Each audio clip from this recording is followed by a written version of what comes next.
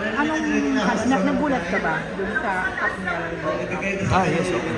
Nagulat po ako. Pero unahan ko na po kayo. Hindi po ako magko-comment sa kahit anong Pero questions.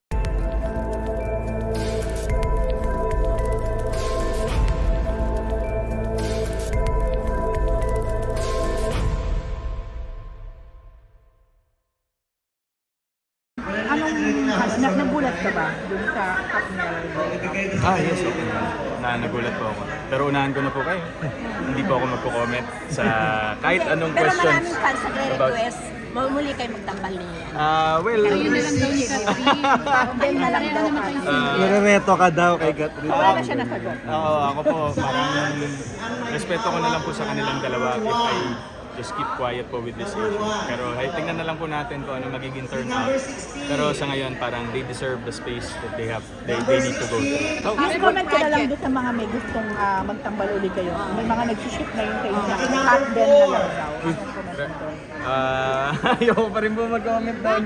Pero baka galing po yun sa, of course, sa Hello Love Goodbye, sa success ng film. And si Kat naman po and I are good friends.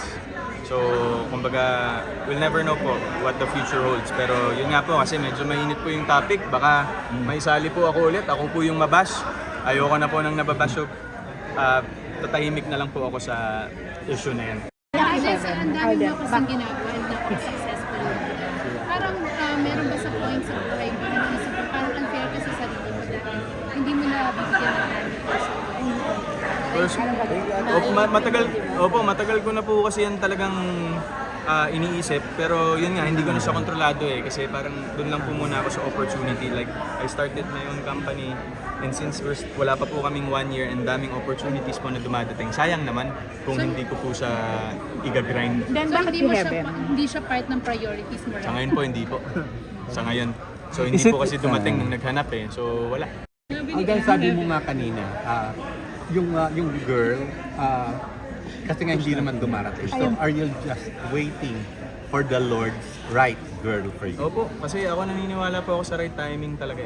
Hindi naman po talaga yan yung dahil lang po sinasabi ng mga tao on social media and sinasabi po ng iba na tumatanda ka na, parang it's about time na I don't really see it as I am depriving myself of parang not having time for my personal life. I still have time for my personal life po, but on a different, iba kasi yung aspect, yung description ko ng personal life ko yung yung nasa bahay lang ako, naka-boxer shorts, tapos t-shirt, nakakapaglaro ako ng games ko, nakapunta ako sa gym, nakakapag-workout ako, spend time with family, my dogs, spend time abroad with them. So yun po yung personal sa akin.